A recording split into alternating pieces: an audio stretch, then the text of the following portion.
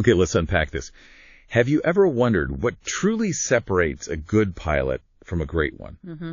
I mean, someone who just seems to handle everything effortlessly. It feels like more than just skill, right? It absolutely is. It's not just about superior skills, is it? Yeah. What's fascinating here is how much of it comes down to a deeper philosophy. A philosophy. Yeah, a philosophy of avoiding trouble before it even starts. Being proactive, not just reacting well when things go wrong. And that's exactly what we're diving into today. Our source is Chapter 1 of the Commercial Pilot's Handbook by Captain Ashutosh Chopra. It's called A Basic Philosophy Towards Flying. A great title. Very direct. It is. And our mission, for you listening, is to pull out the universal wisdom here.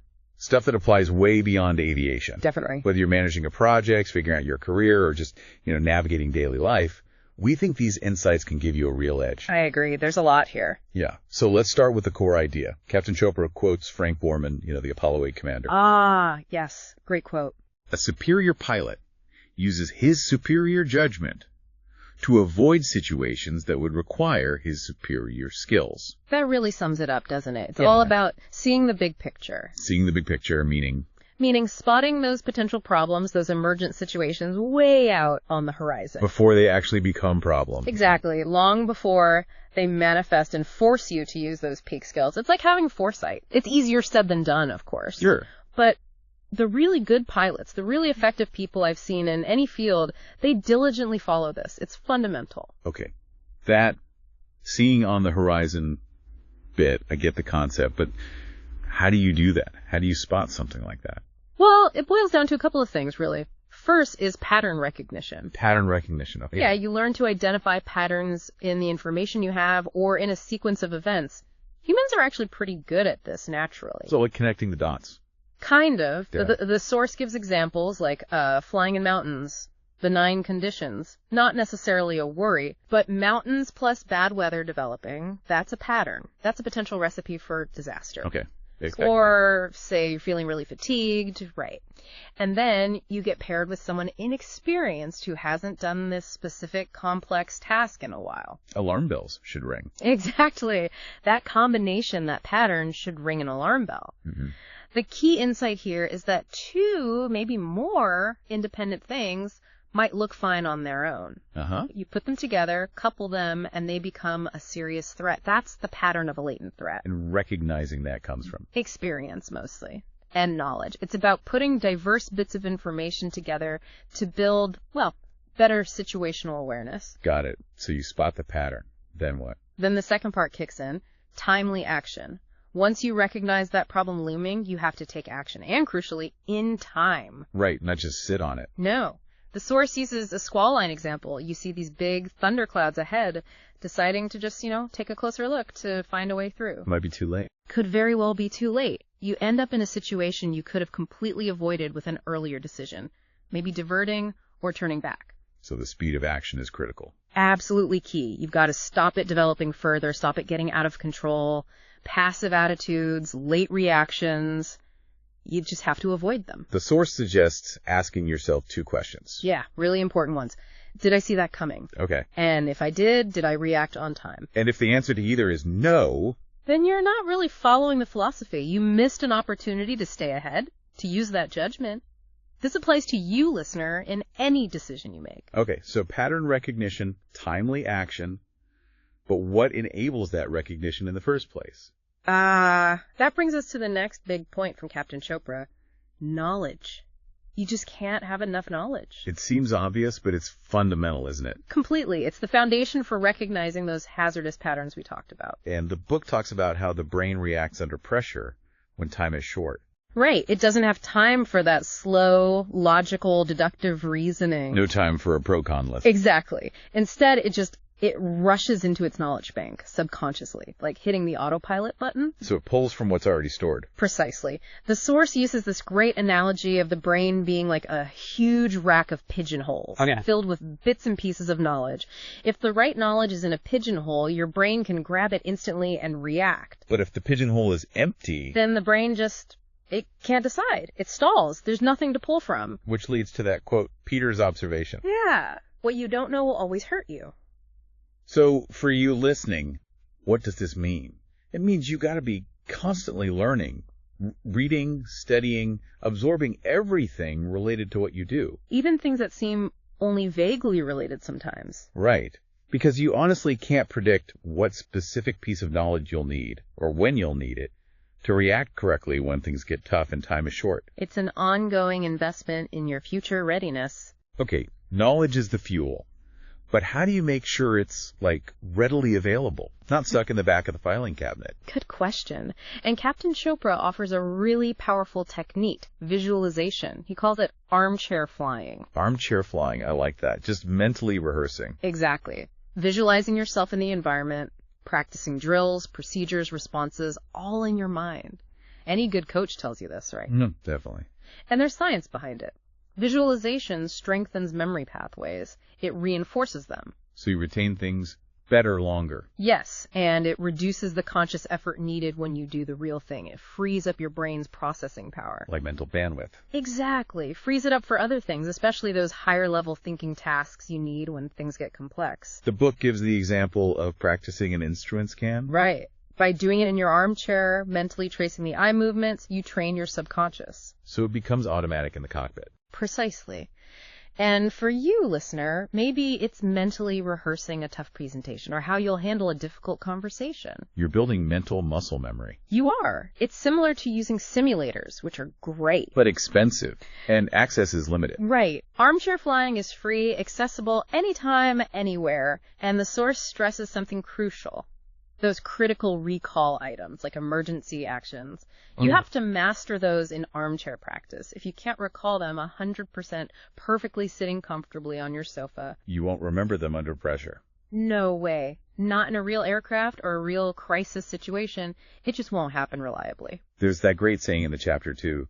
The more I am prepared, the luckier I seem to get. Perfect summary. Pilots who seem lucky, who avoid trouble. They aren't just lucky. No. They've done the hard work, the preparation on the ground. It might be invisible to others, but it's there. Like astronauts practicing hundreds of times in simulators. Yes. And even then, they still use checklists in space for those same procedures. Visualization embeds it, makes it ready. Okay, so preparation, knowledge, visualization. Sounds like a solid plan. But are there traps? Oh, absolutely. Big ones. Captain Chopra is very direct. Overconfidence will kill you, and so will your ego. A classic downfall. Especially after some success, maybe. Often, yes. It's easy to get complacent. The captain shares a personal secret about this, which I found really interesting. He says he might appear confident, but internally, he always keeps this lingering fear alive. A doubt. Yeah, a doubt that he might be wrong or might not know enough. And he believes that doubt, that internal check, is what has kept him safe. It's a fascinating paradox, isn't it? That bit of constructive self-doubt actually enhances safety. It prevents arrogance? Exactly. It's the difference between confidence built on solid preparation and just ego. That little nagging fear keeps you asking, what did I miss? What else could happen? Keeps you vigilant. It does. It fuels that ongoing learning and checking. So when you pull all this together, the knowledge, the practice, the mindset, it's clear there's no easy way, is there? No. The source is very clear. There are no shortcuts and no magic pills. It just comes down to hard work, persistence with your focus on becoming a better pilot, or better at whatever you do. Captain Chopra even quotes Arnold Schwarzenegger. Yes, reps, reps, reps. There is no magic pill. Same principle, consistent effort. Right. No one's going to just hand you the answers or hold your hand through it all. Nope. It's on you, which is actually empowering when you think about it. Your growth is in your control. Okay, another key aspect mentioned is building in safety. The book talks about being fail-safe and safe-fail. Yes. Two really important concepts, distinct, but they work together. Let's break them down. Fail-safe first. Fail-safe means designing things, procedures, systems, whatever, so that if a failure does happen, or you forget something, the result isn't more dangerous. The example given is the dead man's switch for refueling. Right. If the person lets go, the fuel stops. Prevents a spill. Exactly. It fails into a safe state. For you, maybe it's auto-saving documents constantly. If the computer crashes, you don't lose everything. Okay, makes sense. And safe fail. Safe fail is about accepting that failures will happen sometimes, despite your best efforts. Right. Things break, mistakes occur. So you plan for it, you mitigate it with backups, with contingency procedures, The book mentions a secondary system for landing gear if an engine fails. So if Plan A fails, Plan B is already built in. Exactly. Backup procedures should be part of your main procedures. Think about it. If your presentation clicker dies, do you know the keyboard shortcuts? Or have a spare battery? That's safe-fail thinking. It is. The source says your plans, your techniques must be both fail-safe and safe-fail. And that also means knowing your own limits and staying within them. All these points seem to converge on cultivating a certain kind of mindset, don't they? A proactive, resilient approach. Absolutely. The chapter wraps up with a few key elements of that approach. First, be a good learner. Like a sponge. Yeah, exactly. Absorb knowledge, be receptive, ask questions, demand answers, respect instructors or mentors, stay curious, stay passionate. And second, fly defensively. Like defensive driving. Precisely the same idea. Be ahead of the aircraft or your project or your situation. Be suspicious of the environment, always vigilant, trying to spot those emergent things well over the horizon. Always asking what if. Constantly. It keeps you prepared. Okay, but that leads to a tough question. If people have the knowledge, the skills, the preparation, why do experienced professionals still sometimes have accidents or make huge mistakes? The source nails this one, I think. 3 words. Discipline. Discipline.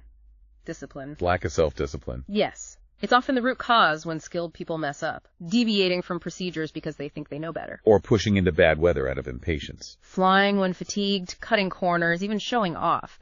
Aviation demands incredibly high self-discipline because the stakes are so high. It's that constant choice to do the right thing, the safe thing, even when it's hard or inconvenient. That's exactly it. The unglamorous, consistent application of what you know is right. Wow. Okay, let's try and bring this all together. We've journeyed through Captain Chopra's philosophy for pilots, and it's really clear, isn't it? This is so much bigger than just flying. It's a roadmap. Absolutely. A roadmap for being prepared, proactive, safer, more effective, really, in anything you do. That ability to spot patterns. Act quickly. Keep learning relentlessly. Visualize success. Avoid that trap of overconfidence. Keep a little healthy doubt. Build in those fail-safes and say fail. And maintain that unwavering self-discipline. These aren't just pilot skills. They're essential life skills, aren't they? For navigating complexity, for striving for excellence in, well, anything. So here's a final thought for you listening to maybe chew on. If Peter's observation is true, what you don't know will always hurt you, and you can't possibly predict what knowledge you'll need tomorrow, then how much of what you call luck in your day-to-day life is actually just the result of preparation you did earlier, preparation that no one else even sees? That's a great question. And maybe more importantly, what one small, consistent thing could you start doing today to prepare for tomorrow's unknowns, to make sure you're not just relying on luck, but that you're genuinely ready?